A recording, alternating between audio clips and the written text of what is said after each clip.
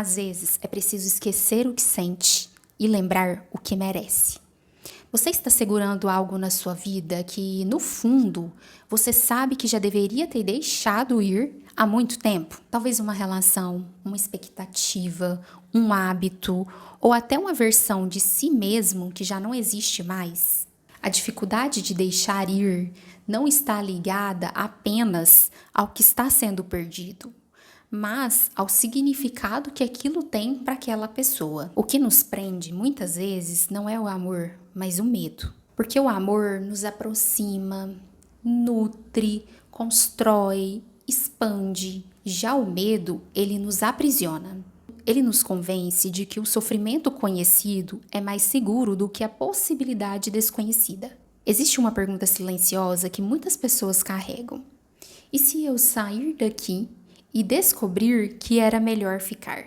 Essa pergunta tem mais relação com o medo do que com o amor. Do ponto de vista psicológico, o ser humano possui uma forte necessidade de previsibilidade. Nosso cérebro está constantemente tentando antecipar cenários para reduzir riscos e aumentar a sensação de segurança. O conhecido, mesmo quando é doloroso, oferece uma ilusão de controle. É por isso que uma pessoa pode permanecer anos em uma situação que já não lhe faz bem. Não porque esteja florescendo, não porque esteja satisfeito, mas porque sabe exatamente o que esperar. Conhece as decepções, conhece as ausências, conhece conflitos. O desconhecido, por outro lado, não oferece garantias. Ele traz perguntas sem respostas. Quantas vezes vocês devem ter se perguntado: como será a minha vida depois? Será que eu vou encontrar alguém? Vou conseguir ser feliz sozinho? E se eu estiver cometendo um erro? E se eu não puder suportar a saudade? A mente humana costuma interpretar essas perguntas como um perigo, quando muitas vezes são apenas sinais de mudança. E existe uma diferença importante entre perigo e incerteza. Nem tudo que é incerto é ameaçador, mas o nosso cérebro frequentemente reage como se fosse. Por isso, em muitos momentos de transição, as pessoas confundem a ansiedade natural da mudança com uma prova de que não deveriam mudar. Sentem medo e então concluem: então eu devo ficar. Na verdade, o medo pode ser uma resposta emocional esperada diante de algo novo. Vocês sabiam que um sofrimento prolongado, ele pode se tornar parte da identidade? Depois de muito tempo carregando um peso, ele deixa de parecer um peso e passa a parecer parte de quem somos. A pessoa se adapta tanto à situação que passa a acreditar que viver cansada, frustrada ou emocionalmente limitada é normal. E quanto mais tempo isso dura, mais difícil fica imaginar outra realidade. Não porque ela não exista, mas porque a pessoa perdeu a referência dela. E é nesse momento que surge uma das maiores armadilhas silenciosas da vida: permanecer não por escolha, mas por evitação. Não ficamos porque queremos, mas porque temos medo de partir. A pessoa não insiste porque ela acredita, ela insiste porque ela teme o que pode acontecer se ela desistir. E quando as decisões passam a ser guiadas pelo medo, elas deixam de refletir aquilo que desejamos construir e passam a refletir justamente aquilo que estamos tentando evitar. Talvez uma das perguntas mais importantes que você pode se fazer é: se eu não estivesse com medo, o que eu escolheria? Não porque o medo deve ser evitado. Ele deve ser ouvido, mas não necessariamente obedecido. O medo sempre apontará para os riscos da mudança. Raramente ele vai apontar para os riscos da permanência. Ele fala sobre a dor de partir, quase nunca sobre a dor de continuar se abandonando. Existe uma maturidade profunda quando alguém percebe que segurança e crescimento nem sempre caminham juntos. Tudo que transforma uma vida exige atravessar alguma dose de incerteza. Novos relacionamentos, novas cidades, novos trabalhos, novas versões de nós mesmos. Nenhuma dessas experiências vem acompanhadas de garantia. E é isso que eu trabalho com os meus pacientes. O verdadeiro desafio não é aprender a deixar ir uma situação, é aprender a tolerar a incerteza que surge depois dela. Porque é nesse espaço vazio que inicialmente assusta que também nasce a possibilidade de algo novo florescer. E às vezes o peso que mais impede de seguir não é aquilo que estamos carregando, é a crença de que não sobrevivemos sem ele. Quando descobrimos que sobrevivemos, percebemos que a liberdade não começou no momento em que o peso desapareceu, mas no momento que deixamos de acreditar que precisávamos dele para continuar caminhando. O que muitas vezes também pode te fazer não deixar ir é a crença de que algo pode mudar, melhorar ou voltar a ser o que era. É muito difícil deixar ir embora quando ainda temos esperança. Nos apegamos à versão da relação que poderia existir, não à dor que ela está causando agora. Só que esperar a mudança do outro, a gente vai se acostumando com a própria tristeza. Vai normalizando as crises emocionais, vai chamando a ansiedade de amor. A pessoa passa a aceitar migalhas emocionais, como se aquilo fosse demonstração suficiente do sentimento.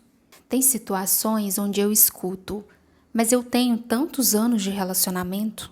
Muitas vezes, quando alguém diz isso, não está apenas falando do tempo, está falando de tudo que foi investido ao longo desse período. Sonhos, planos, sacrifícios, memórias, identidade e expectativas sobre o futuro.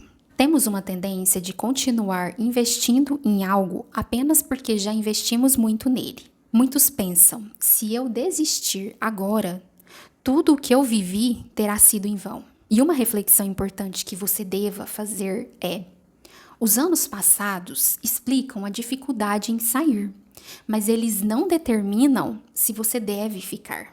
O passado responde: por que isso é tão doloroso? Mas a decisão precisa responder outra: o que é saudável para mim daqui para frente? São perguntas diferentes.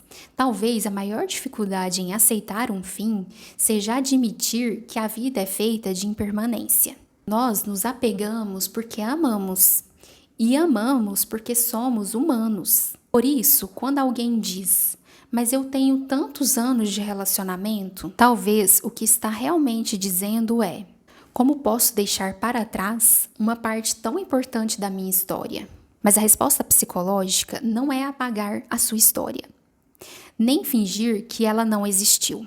É reconhecer que ela continuará fazendo parte de quem a pessoa é, mesmo que o capítulo tenha chegado ao fim.